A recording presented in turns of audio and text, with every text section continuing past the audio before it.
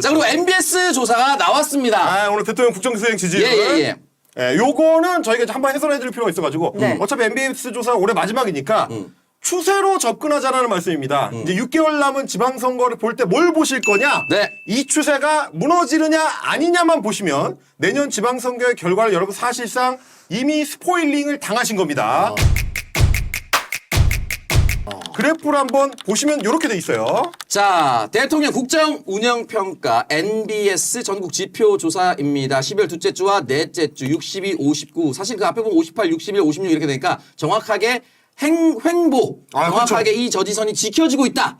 부정도 비슷합니다. 자, 여러분 보시면 추세가 7월 둘째 주, 그러니까 첫 번째 조사 때부터 상당히 높게 지금 유지가 되고 있긴 한데 네. 8월 셋째 주에 이벤트로 꺾였다가 회복된 이후로는 거의 변동이 없다고 보시면 됩니다. 예. 이건 어차피 이제 추세선상으로 보면은 뭐 이제 변동폭 안에 들어가 있는 거기 때문에 50% 후반에서 60% 초반대를 진동하는 지지율이다. 네. 이렇게 보시면 돼요. 거의 변동이 없다. 아마 뭐 이재명 대통령의 통치 스타일상, 정치 스타일상 남은 6개월 기간 동안에도 이 추세가 크게 바뀔 것 같지는 않은데 일단 이거를 기억해 놓으실 필요가 있고요. 또 하나는 지표로 봐야 되는 게 이제 정당 지지율입니다. 정당 지지율도 물론 이건 절대치가 중요한 게 아니고 추세선이 중요한데 이것도 역시 거의 비슷한 추세가 반복되고 있습니다. 자, 정당 지지도 NBS 전국 지표 조사입니다. 선생님께서는 다음 중 어느 정당을 지지하십니까? 라고 되어 있을 때 민주당은 41, 국민의힘은 20이고요. 정확하게 2등은 모름무응답인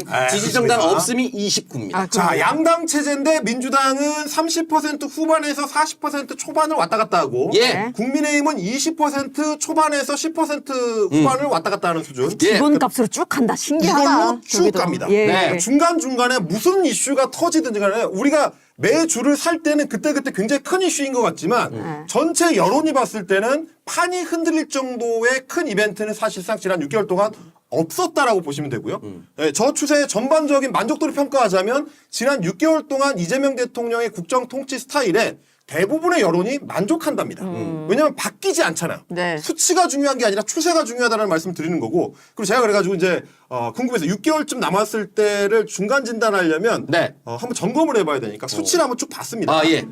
근데 이제 전제가 뭐냐면 한국에 이제 세 개의 큰 선거가 있잖아요. 대통령 선거, 네. 총선거, 그다음에 지방선거. 지방선거가 있는데 이 세 개의 큰 선거 중에서 현직 대통령의 지지율과 가장 연동이 강하게 되는 선거가 뭐냐? 아, 그렇죠. 라고 하면 지방선거입니다. 그렇습니다. 무조건 대통령에 따라갑니다. 그렇죠. 지방선거는 사실상 대통령 지지율로 치르는 선거입니다. 한국 선거에서는 그 특징이 거의 절대적인데 네. 그래서 이제 굳이 비교를 하자면 지방선거가 대통령 지지율이 가장 영향이 크고 네. 그 다음이 총선이고요.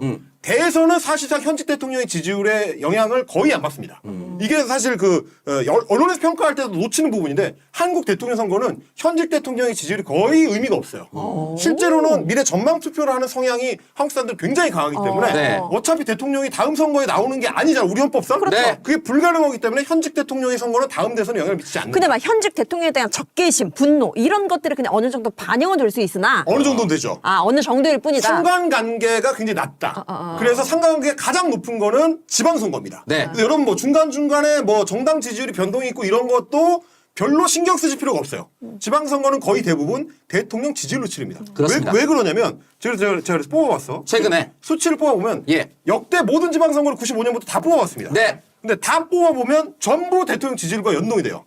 그래서 대통령 지지율이 30%다. 네. 그러면 지방선거는 여당이 박살이 납니다. 아, 예. 95년 첫 번째 지방선거. 네. 김영삼 정부 때인데. 네. 30% 초반대 지지율이었거든요. 예. 그래서 어떻게 됐느냐? 여당 광역단체장 15개 중에서 네. 3개 나왔습니다. 야. 12개를 야당에서 싹쓸이를 했어요. 예. 서울을 비롯해서 전부 싹쓸이하는 바람에 그야말로 국정농단 상실되는 사태가 나옵니다. 네네네. 네. 그래서 그 뒤에 이제 여러 조치가 취해지게 되고 98년에 김대중 정부. 예. 이거는 임기 초반이잖아. 예, 98년에 초반. 임기 시작하고 예. 극 초반에 하니까 지지율이 어느 정도 60% 내외였습니다. 예. 그러면 어떻게 되느냐?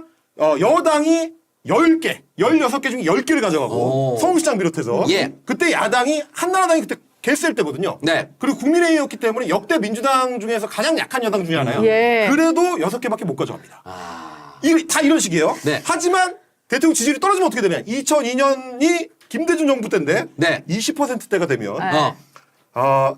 딱 반대로 바뀝니다. 16개 네. 중에서 여당은 5개.